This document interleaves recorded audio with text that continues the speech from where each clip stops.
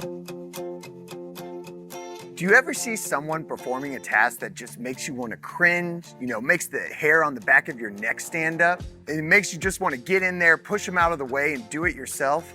Well, at Gardner Denver, we understand that. Hi, I'm Chase Rayburn with Gardner Denver's Pump University, and today we're going to talk about maintenance misconceptions. Little things that we see out in the field or teach in our classes where guys are doing stuff wrong and doing it the wrong way, and we want to fix that. These are just little tips to try to make your job a lot easier and make maintenance a lot better. So the first thing we're going to talk about today, and the big thing that we all need to discuss, is penetrating oils. These lubricants like WD-40, PB Blaster, and Brake Clean are called penetrating oils. And what they do to rubber seals is cause them to swell up and dry out and ruin. Think of it this way. The rubber seal is good when it doesn't have that penetrating oil on there. But when it gets it on there, it stops from being soft and becomes a brick and has no flexibility to it. So it'll fail a lot faster. Also, sticking with the cover seal area, people taking electrical tape and wrapping it around the seal when it's failed. When it's failed, you need to take the seal out and put a new one in there. This is not helping anyone, and it's causing more harm and could potentially damage the fluid end. The next issue is running more than one valve into the same seat. I see it too often in the field, and it's a problem we need to stop. At Gardner Denver, we really recommend you running one valve in one seat and then changing them out when you change the valve out. Problem is people sometimes don't have time or they don't want to do the work to get the seat out because it takes a little bit longer. But if you run a new valve into an old seat, the chances are is this valve will not last as long and you'll mushroom the seat in, making it harder for you to get out when you need to finally get it out. Also, sticking with valves and seats, never mix and match brands.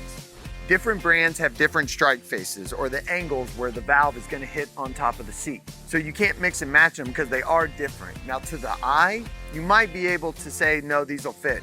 But internally, they're not going to work as well and they will fail faster. So stick with the same brand, Gardner Denver valve and a Gardner Denver seat, and don't mix anything else. Next is installing the junk ring. As we talked about in the packing video we previously did, you know that Gardner Denver's junk ring is just a little bit different. So you always want to make sure that this inner lip faces towards the inside of your fluid end this way. So that way when you pull that junk ring out, you have something to grab onto and it makes taking it apart a lot easier. Also, sticking with packing, don't grind down the pressure rings. I know this sounds silly, but I do see it often where guys will take the pressure rings and then they grind it down on the fluid end to make it easier to install.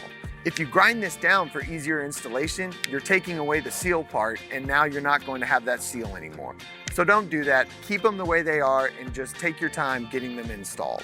Also, another bad maintenance practice that we see all the time is people using metal bars to install certain parts, like your plunger or your covers, and that's just causing damage and harm.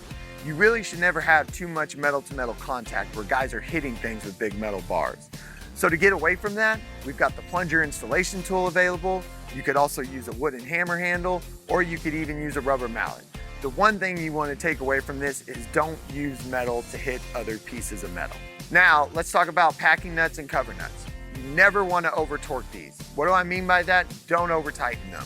You don't need to take a sledgehammer and try to hit this thing or hit this thing as hard as you can just to tighten it up. And finally, let's talk about the springs, all right? It's a huge problem and we need to get everyone to understand this. Springs can wear out. They can fail, they can break, and they can probably break faster than some parts in the fluid end. So we want to make sure we're changing these out on a regular basis. If you can, change them out every time you change the valve. It's better to be safe than sorry, because this little inexpensive part could cause a lot of damage and could cost you a lot of money in the end. So change them out on a regular basis and make sure you're inspecting them if you're not changing them out every time you change out your valve. These are just a few tips to help you out in the field to make sure that you're not doing the bad practices we talked about today and causing yourself more problems and more headaches when you're working on these fluid ends. For more information, go to GardnerDenverPumps.com.